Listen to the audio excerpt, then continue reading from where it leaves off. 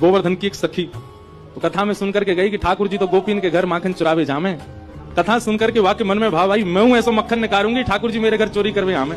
अभी की बात है, इसी कलिकाल में। अब मक्खन निकाल लियो, निकाल करके मैंने मटका में मक्खन सजा लियो, और वाकई मन में आई कि ठाकुर जी को कैसे पता चले कि मैंने मक्खन निकालो है।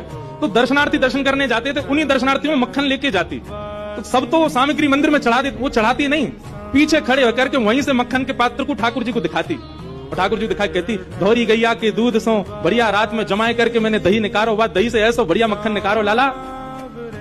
लेकिन ये मैं तो दे के ना जाऊंगी, अपने घर में छीका पे लटकाए के रखूंगी, तेरी इच्छा होए तो चोरी करवे आ जाइयो। श्रीनाथ जी के मंदिर में जाके ठाकुर जी को लोभ देती है। सखी ने मक्खन ऐसे ठाकुर जी को दिखाया, और लाला मेरे घर चोरी करवे आ जा, ऐसा बढ़िया मक्खन है। और वहां ने सब बता दियो, मंदिर से निकल के सीधे जाओगे, वो खरते दाएं मुड़ जाइयो, वहां से बाएं मुड़ जाइयो, वहां सीधे आइयो, वही मेरा घर है, और मैं घर के सब लोग सो जामे रात्रि में, तब आ जाइयो, चुपचाप चोरी करके जाइयो। लाला मैं बस इतना देखना चाहूं, सुबह उठूं तो मेरे मटका को मक्खन खत्म है गयो, मैं वही से प्रसन्न रह जाऊंगी कि लाला आयो। मुझे इच्छा ना है कि मैं तेरो दर्शन करूं, मैं तो पकड़ूं, मेरा मन बस ये है कि मैं जो सामग्री बनाऊं तुम पाके चले जाओ। एक दिन निकल गया, ठाकुर जी नहीं आए। रोज सुबह सखी उठती है और मटकी उतार करके देखती मक्खन तो ज्यों को त्यों रखो है अभी भी। दूसरे दिन फिर नया मक्खन निकल, फिर गई ठाकुर जी को, लाला तू मान ना रहो मेरी बात, मैं तो को दावे ते कह रही हूं, ऐसा मक्खन तेने पायो नहीं होगा, तो एक बार आजा।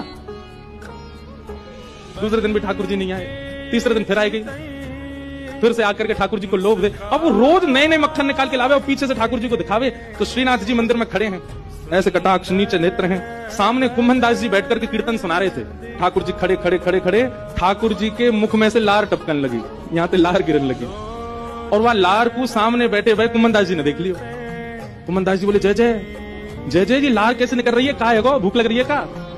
तो ठाकुर जी तो कुंभन दास जी से बात करते थे। ठाकुर जी, कुंभना एक सखी आवे रोज और पीछे खड़ी खड़ी वहीं तो मक्खन दिखावे मुझे, और मुझको रोज लोभ देके जाए, तुम चोरी करवे आ जाओ, तुम चोरी कर। अब मुझे तो यूं भय लगे, जो कलिकाल है, जो कलयुग है, कलयुग में मैं यदि सचल है तो सब पकड़ लेंगे मुझको, अब मैं बाकी यहाँ कैसे जाऊं, मेरे खावे को बड़ा मन कर रहा है। कुंभन दास जी के नेत्र सजल हो गए, बोले, जय हो नाथ, आपके रसोई घर भंडार में कोई कमी है?